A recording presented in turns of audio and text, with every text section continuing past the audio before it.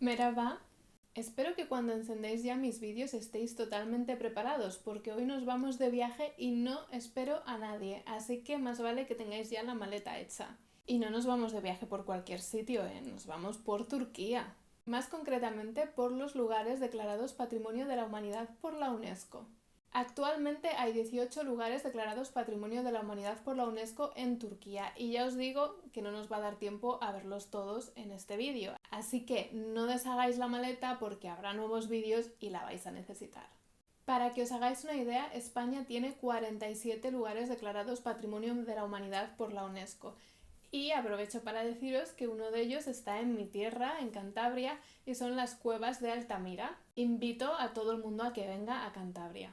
Sí que es cierto que la comparación entre 18 y 47 está un poco descompensada, pero tengo que deciros que España es el tercer lugar del mundo con más lugares declarados Patrimonio de la Humanidad por la UNESCO, después de China y de Italia. ¿Por qué nos interesa saber esto para el vídeo? Para nada.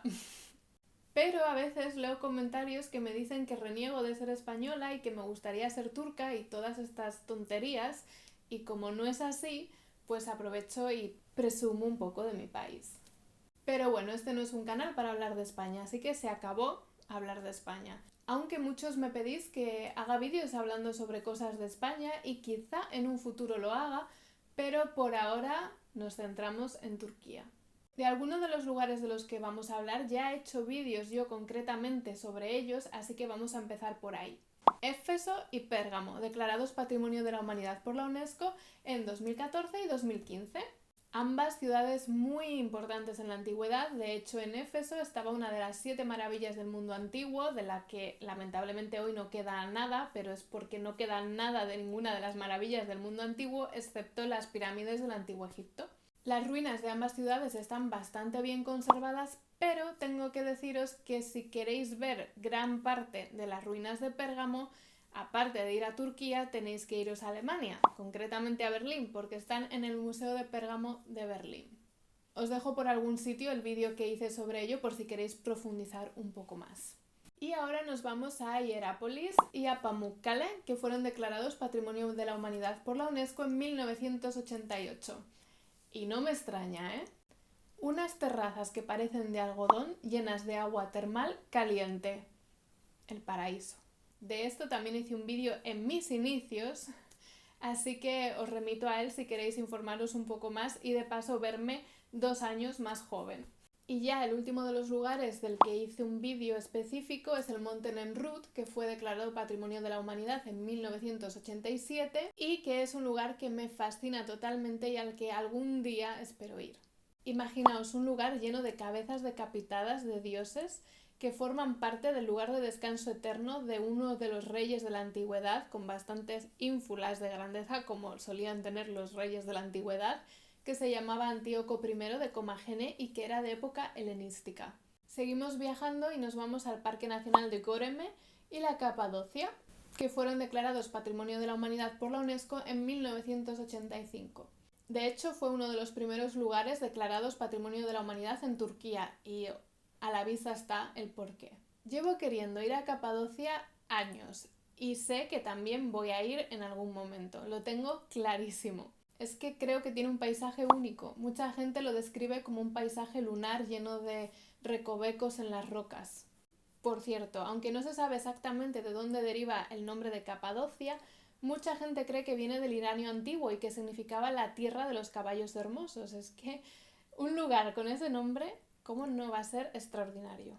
Uno de los principales atractivos de Göreme, aparte del lugar en sí, son las cuevas artificiales excavadas en la roca. Los cristianos del Imperio Romano empezaron allí a construir monasterios y recintos religiosos y algunos de ellos todavía se pueden ver en la actualidad. El mismo año que la Capadocia entraron también en esa lista, en la lista de lugares declarados Patrimonio de la Humanidad por la UNESCO, la Gran Mezquita y Hospital de Divriği. La mezquita fue construida en el año 1229, lo que la convierte en el complejo más antiguo de toda Anatolia y también en el mejor decorado de esa época.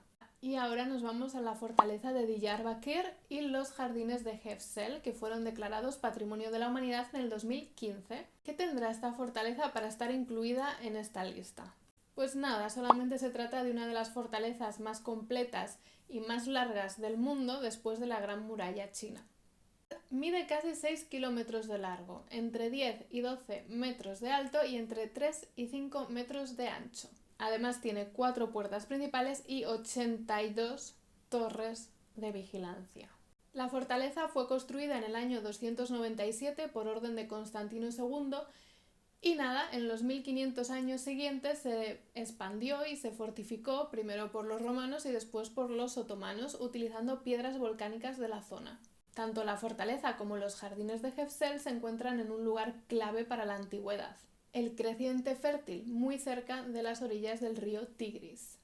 Y terminamos nuestro viaje por hoy con el asentamiento neolítico de Çatalhöyük, espero haberlo dicho bien, que fue declarado Patrimonio de la Humanidad por la UNESCO en el 2012. Yo entiendo que para los que nos guste la historia o nos guste la prehistoria, esto pueda carecer de interés. No, al menos a mí la prehistoria me gusta casi tanto como la historia antigua. Y si me decís que a vosotros también os interesa, me encantaría hablaros de este asentamiento en algún vídeo porque es realmente interesante. Es el asentamiento urbano más grande, más antiguo y mejor conservado de época neolítica de todo Oriente Próximo. Y gracias a su descubrimiento y a su excavación se ha llegado a la conclusión de que esa parte de Anatolia era un foco cultural muy importante en época neolítica. Principalmente el yacimiento está formado por arquitectura doméstica, es decir, casas, a las que se accedía por el techo, por cierto. Y uno de los puntos más interesantes es que parece ser que los pobladores de este lugar vivían de manera bastante igualitaria.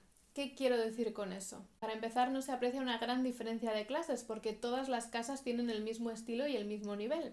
Y tampoco se aprecia que hubiera diferencias de género porque la dieta tanto de hombres como de mujeres se sabe que era parecida. En serio, si os interesa esto, dejádmelo en los comentarios porque estaré encantada de contaros más. Pues ya está, aparcamos la maleta por ahora hasta nuestro siguiente viaje que volverá a ser por Turquía. ¡Qué sorpresa! Espero que os haya gustado el vídeo, dejadme en los comentarios uno de todos los lugares que he mencionado al que iríais sí o sí. Tenéis que elegir, ya sé que os gustaría ir a todos, pero tenéis que elegir uno. Yo elijo la Capadocia, creo, con algo de dudas, pero elijo la Capadocia, así que decidme cuál elegís vosotros, a ver si coincidimos. Yo me despido hasta el siguiente vídeo, donde espero veros a todos. No me faltéis, ¿eh?